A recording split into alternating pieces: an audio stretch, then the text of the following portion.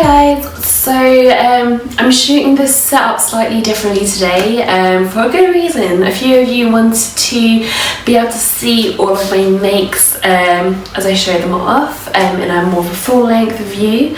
So I've just rearranged things a little bit so that you get to see a little bit more of what I'm wearing. So today I'm going to go through what I've made this August. I think there are 6 things, which is, for me, probably a little bit less.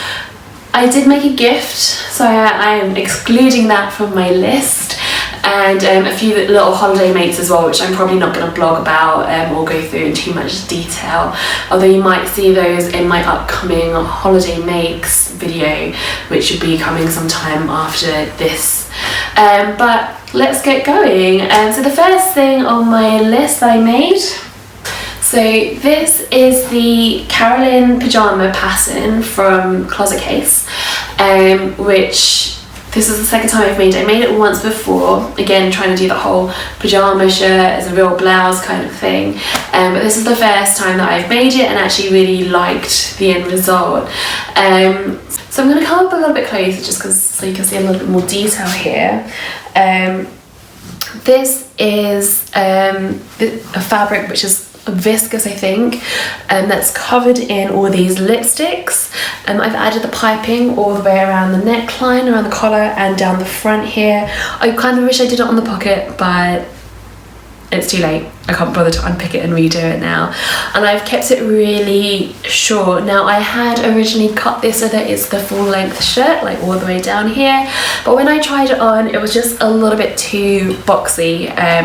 It's not the softest fabric, so I decided just to keep it short, have it as this little boxy crop, so make sure that it kind of just covered the top of my jeans waistband up here, and I really like how that turned out. I even managed to get the piping in across the sleeve here, and I just think it's really fun and kind of has a bit of that retro vibe to it, but I kept it that little bit modern as well. When I trimmed this at the bottom, what I did is also kept a channel around the inside here, and that will allow me that if I ever did want to, say, cinch it in case I really wanted to get that kind of tied at the waist thing, I could just get a bit of fabric all the way in around there and cinch it in. I'm not sure if I'm ever going to be able to, if I will ever want to use that, but I thought I'd keep it there as an option. You never know, I like to have my options open sometimes. So that's this. I'm going to have a little spin around so you can see. So it's a really cute shirt, and actually I always forget how simple it is. So it's one of those things when you cut out the pieces, you're like not quite sure how they all fit together, but the instructions are just so good that actually when it comes down to putting it together, it's like that, you know, it's very seamless when you're making seams. That is a sewing pun and a half there. I apologise. So yeah, that's this first one. The fabric was from the Peter Jensen sample sale, which I went to, I think it was in May this year, and that's a designer who works in London. They had a kind of pop-up sample sale selling all their old fabrics. If you look back onto his previous collections, so you can do that on Vogue Runway, the app, you can actually see when they used this last, which was a few years ago, which I thought was really neat.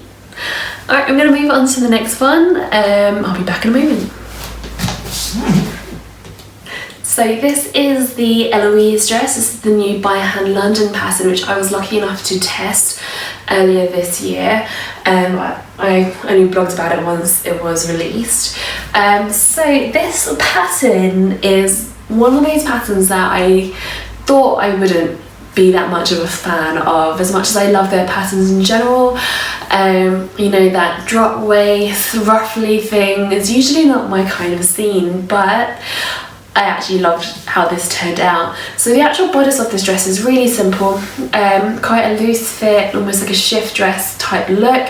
It's got little bust darts on either side, no opening on the back, it just closes with a little button behind a keyhole neckline there, and actually I think if it's loose enough on you, you could probably do without that button as well, and maybe even just sew it up all the way to the top.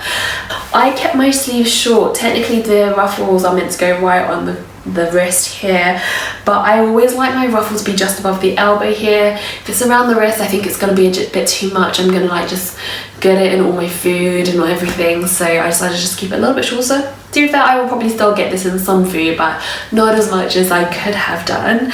And I went for the kind of shorter length, so it can come either midi length or a maxi length with the big ruffle, or you can even just have it without the ruffle and have this as you can have the longer version where it's almost like just like a shift dress there too.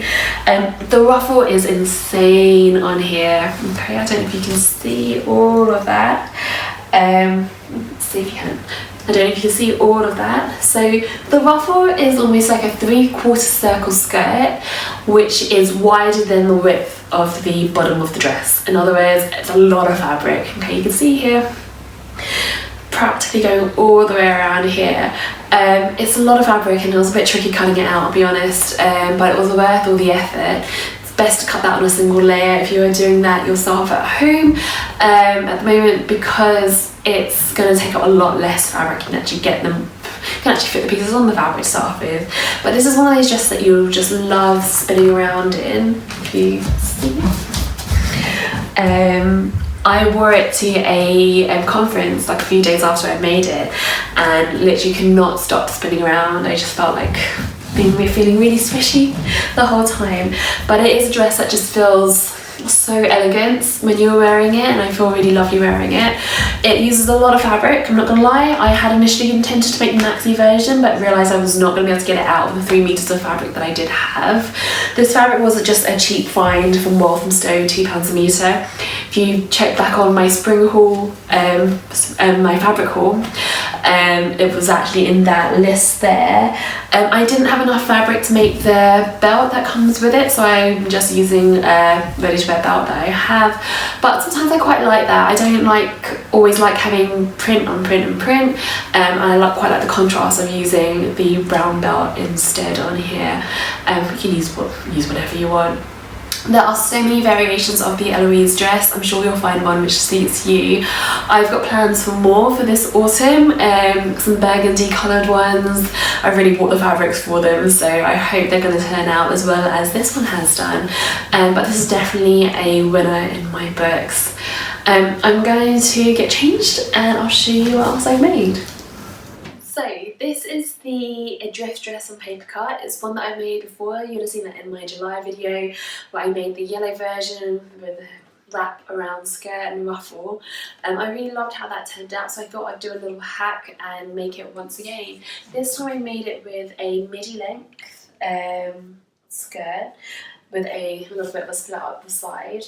So this was said to be by a French company who specialise in double gauze. I'll pop a link to them at the bottom down here, down there somewhere.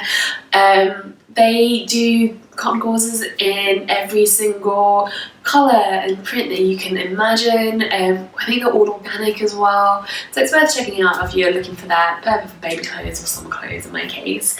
Anyway, I really loved this print. It's really fun, really summery, and it just screams holiday, right? And that's what I made it for my upcoming holiday trip. I have a little twirl for you to see. I love the ruffle on these. I just think it's such a fun, it's a really fun pattern.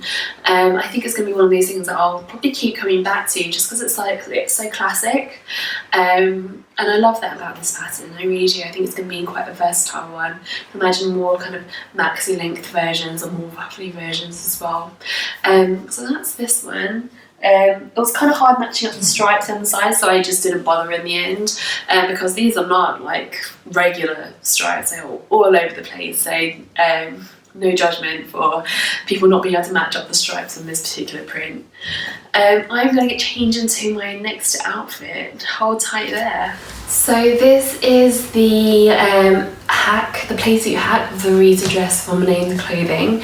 The top half up here, all the Reeta dress, and the pants, these shorts, are a pair that I drafted myself to join onto those. And the shirt I kept exactly the same color, everything's the same. I cut it off around where the belt is marked on the Reeta pattern itself, and then added the shorts on there. Everything's really loose fitted, and then kept together with this drawstring in the middle here. It is really comfy, it's really lovely to wear. This fabric was one that I got from the Fabric Godmother last summer. It's a remnant piece that I got, and it was just under 2 meters that I had. It wasn't quite enough to do a lot of what I had planned for it, so I had it stashed away, and then it ended up being perfect for this, and I'm really pleased with how it turned out.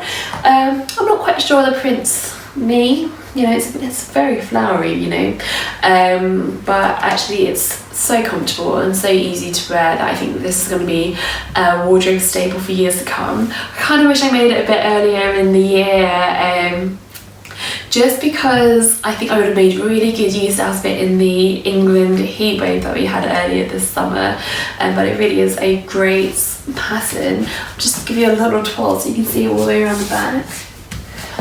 But yeah, it's a really lovely make. I really don't want to have to take it off right now, but I am, because I'm going to show you what else I made. So this next one is a hack that I did of a McCall's pattern. I think it's like 7100 or something like that. I will double check it and let you guys know at the bottom of this video. And just realised my braid is inside there too. Anyway, this pattern is actually either top or kind of a tunic length or dress length there. Comes with pockets, neckline, variation of different sleeves. I've decided to keep the sleeves on here a little short. I actually widened them a little bit so that it gives it a little more poof on the sides. I was tempted to go for a whole extra ruffle on top, but I decided that was probably a bit too much with this already. But what I did was extend down the top version, I guess, so that it hits just below the hip, and I added on a big ruffle skirt as well underneath that. So it's kind of got that kind of ruffly vibe to it, a little bit kind of almost kind of Spanishy vibe as well too. I kept the pockets, of course. I think I was mostly inspired to make this after making my Eloise dress, which I showed you earlier. That whole ruffles theme just, I think, really got to me, and I really decided to make everything with ruffles. And this is the result of that. I'm not gonna lie, I don't mind it at all. I love a ruffle. This fabric is a cotton lawn. It's the Lady McCall Cobra Corsage. Yeah, I said that right, I think. Which it's a fabric that you can get in lots. It's a print that you can get in lots of different fabrics. So it comes with a lawn, it comes with a crepe, it comes with a jersey. There's lots of different things. But I really like the print. It really gives me very like Gucci-esque vibes with the flowers and then the bugs and the snakes on it as well. And I'm a very big Gucci fan. Don't own anything by them, but I can appreciate from afar. And so that's why I picked out this fabric. It was actually a little hard picking what to do with it after I got it. I just somehow landed on this, which I think works out kind of well actually. Not really always my style, I think, but I like to step outside my comfort zone a little bit. You never know what might work. But I kind of like this kind of neckline on me.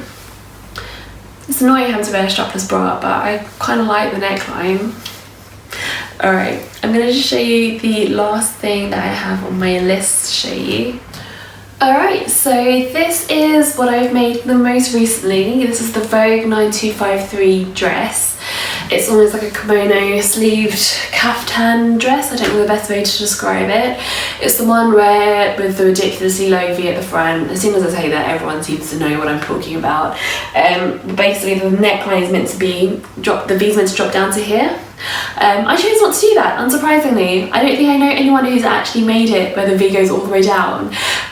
So on this one I've made the top bit here overlap very slightly, and I've put a little catch stitch at the top there just to keep it together, and actually just doing that very small adjustment, it's made it much more modest. Like I could wear this with a bra and it's fine.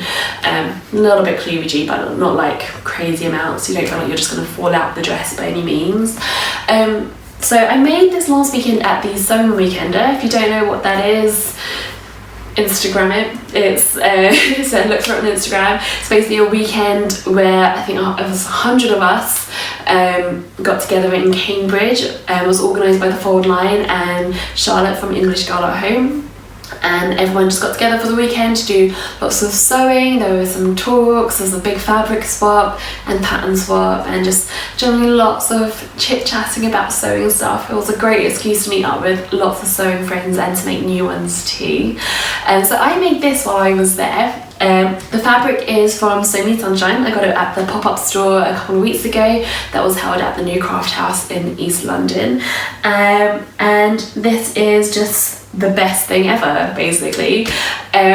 I had been planning to make this pattern. I bought it like 6 months ago, something ridiculous, and I had set it aside. I knew it needed a lot of fabric, and I wanted to make sure that whatever I used I really liked, because I didn't want to have to cut into 4 meters of fabric and then find out that I didn't really like it at the end of that. And I really wanted to get that really perfect summery vibe that was going to just hang well. And when I saw this fabric, I knew that it was the perfect choice for this pattern. It was a little bit on the pricier side than I would normally have paid. It's £14 a metre. Not excessive by any means, I know, but it's when you have to buy 3.5 metres of it, it does start to add up a little bit. And so it's viscous, it's the linen look viscous, so it's got that kind of slubby texture to it with these ginormous pineapples on the print all over it. I'll show you around the back as well. And it's got this belt that comes with it as well. It is supposed to have pockets. I opted to leave them out. It wasn't so much of an option, more of a case of I ran out of fabric. So pockets are always the first thing to go. I also took loads off the length of the pattern and from the skirt and on the bodice, just because I know with the Vogue patterns they are literally meant for women like this tall, and I'm a midget at 5'2", or relatively short anyway, although I think I'm relatively average height with the people I know at least. I just lopped off, I think probably a good 20 centimetres off everything in the end, and managed to make everything fit onto the fabric that I did have, because I was a little bit short of the required amount, but it worked out perfectly. I had like maybe a few scraps left over, but that was it. It was really great. But I really love how this turned out. I think it's going to be again another wardrobe classic. Can you just imagine me just like spinning around by the beach wearing this, feeling super glamorous? Imagine me with big sunglasses and like a big beach bag. Yeah, I think it's going to be perfect as a kind of beach cover up, or just as a maxi dress. I think it worked really well. Again, something that I wish I'd found much earlier in the year, because I think I would have made such good use out of it in those warmer months. Luckily for me, I'm actually on holiday soon, very soon, and I think I'm going to be taking this with me and using it whilst I'm in the hotter weather over in Egypt and in Jordan. So I think that's going to be a great one.